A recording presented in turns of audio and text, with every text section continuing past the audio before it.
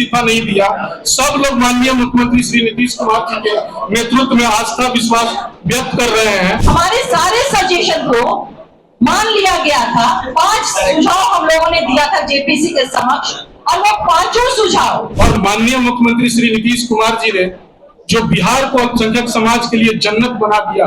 माननीय मुख्यमंत्री नीतीश कुमार जी के रहते हुए अल्पसंख्यक, वंचित, शोषित ये तमाम तबकों के हितों की रक्षा पे कोई उंगली भी रख सकता है क्या? कि अल्पसंख्यक प्रकोष्ठ का प्रदेश अध्यक्ष ने इस्तीफा दे दिया है। कई पत्रकार साथियों ने हमको फोन करके कहा था।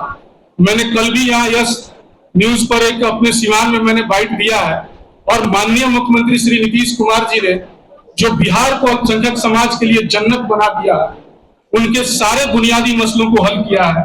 उनके खाने पीने में कोई परेशानी नहीं है। इंसाफ के साथ अमन और तरक्की के साथ उनको भी बराबरी का हक दे रहे हैं, तहफ्फुज़ का पैगाम दे रहे हैं और इसी को आगे हम लोग बढ़ा रहे हैं। और माननीय मुख्यमंत्री जी ने हमेशा न्याय के साथ विकास किया, किसी के साथ भेदभाव नहीं किया। और जो हमारे विरोधी दल हैं, कुछ छोटे लेवल के जो पहले कुछ हमारे कार्यकर्ता रहे होंगे, अभी कोई भी ऐसा हमारी स्टेट बॉडी 52 संगठनिक जिला है और तकरीबन 225 के आसपास हमारे प्रदेश उपाध्यक्ष, प्रदेश महासचिव और प्रदेश सचिव और विशेष आमंत्रित हमारे सदस्य हैं, कार्यकारिणी के सदस्य हैं। किसी ने भी कोई इस्तीफा नहीं दिया। सब लोग माननीय मुख्यमंत्री श्री नीतीश कुमार जी के नेतृत्व में आस्था विश्वास व्यक्त कर रहे हैं और हम लोगों को उम्मीद है कि माननीय मुख्यमंत्री जी जो भी कार्य करते हैं इस समाज के हित के लिए किए हैं। उन्होंने बहुत सारा काम किया, हमारे सारे बुनियादी मसलों को हल किया। अब आगे की बात जो है हमारी जो प्रवक्ता है हम अंजू महाराज जी करेंगे। अल्पसंख्यक प्रकोष्ठ के द्वारा आयोजित प्रेस वार्ता में मौजूद तमाम जो अभी अशरफ भाई ने हमारे सभी सम्मानित और माननीय हमारे साथियों का नाम लिया, आप सभी का स्वागत। और प्रिंट और इलेक्ट्रॉनिक मीडिया के साथीगण, छायाकार बंधुगण, आज बहुत ही महत्वपूर्ण विषय पे और वो विषय अशरफ भाई ने आपको आपके समक्ष रखा। हम लोगों ने आप लोगों को आमंत्रित किया है। जब से सदन में वक्फ अमेंडमेंट बिल इंट्रोड्यूस हुआ, टेबल पर आया, बहस में हुआ, तब से हम लोग इस चीज को देख रहे हैं कि बहुत तरह की भ्रांतियां समाज में सुनने को मिल रही है। जैसे 2-3 दिन पहले से कि भगदड़ मच गई है, ये सारी चीजें स्पष्ट करेगा अशरफ भाई क्योंकि उस प्रकोष्ठ से है।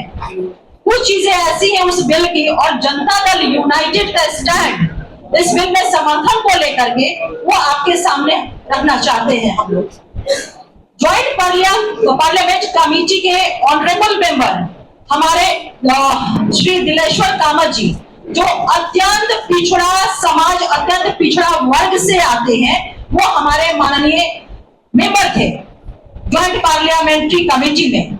और जनता दल यूनाइटेड का जो कंसर्न हम लोगों ने आदरणीय दिलेश्वर कामत जी के माध्यम से जो पार्टी का कंसर्न था, जो हमने सुझाव दिया था, उस सुझाव को अक्षरशः पालन किया गया है। और हमारा जो कंसर्न था जेपीसी के समक्ष जो रखा था हम लोगों ने, वो था कि जो सामाजिक संगठनों के बड़े नेता थे, उन लोगों ने अपनी आशंकाएं, अपनी चिंताएं हमारे माननीय मुख्यमंत्री आदरणीय श्री नीतीश कुमार जी के समक्ष रखा था और उन्हीं आशंकाओं और चिंताओं को हम लोगों ने जेपीसी के समक्ष हम लोगों ने रखने का काम किया था।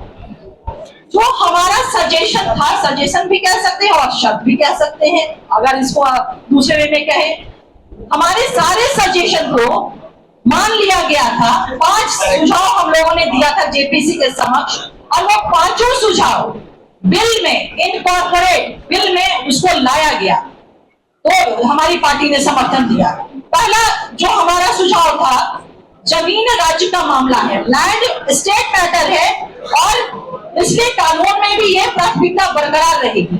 अब सोचिए कि जिस राज्य का, जिस प्रांत का, जिस बिहार के माननीय मुख्यमंत्री श्री नीतीश कुमार जी मुख्यमंत्री हैं, वहां पर जमीन को लेकर के जिस तरह से बातें उड़ाई जा रही है, कही जा रही है, भ्रम पैदा किया जा रहा है, कहीं कोई इस तरह की बातें हो सकती है क्या? माननीय मुख्यमंत्री नीतीश कुमार जी के रहते हुए अल्पसंख्यक, वंचित, शोषित ये तमाम तबकों के हितों की रक्षा पे कोई उंगली भी रख सकता है क्या? जिसका निगाहबान, जिसकी रक्षा सुरक्षा माननीय मुख्यमंत्री नीतीश कुमार जी स्वयं कर रहे हैं। दूसरा हमारा सजेशन था कि यह कानून पूर्व प्रभावी नहीं हो, यानी कि रेट्रोस्पेक्टिव वे में ना होकर के प्रोस्पेक्टिव वे में ये प्रभावी होगा, यानी कि जो चीजें जैसी है वहां से नहीं, बल्कि जब ये बिल एनेक्टेड हो जाएगा महामहिम के हस्ताक्षर के बाद, उसके बाद से इस बिल के प्रावधान प्रभावी होंगे। तीसरा सुझाव हमारा जो था सजेशन, वह कि अगर वक्त की कोई संपत्ति रजिस्टर अगर नहीं है, लेकिन उस पर अगर कोई धार्मिक भवन जैसे कि मस्जिद हो गया, दरगाह हो गया, ईदगाह है, कब्रिस्तान है, जिसे आप लोग सुनते होंगे कि लोग जो चिंताएं व्यक्त कर रहे हैं, भ्रम फैला रहे हैं कि सब जो है वो बर्बाद कर ली जाएगी, हमारा सब खत्म हो जाएगा।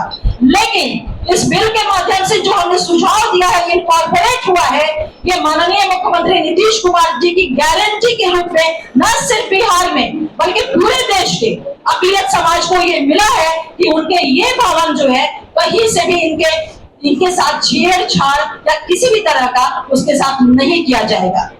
चौथा हमारा सजेशन रहा है, जो इनकॉर्पोरेट हुआ है, जिसको माना गया है, वक्फ संपत्ति से जुड़े विवादों के निराकरण के लिए जिलाधिकारी से ऊपर के अधिकारी को अधिकृत किया जाए।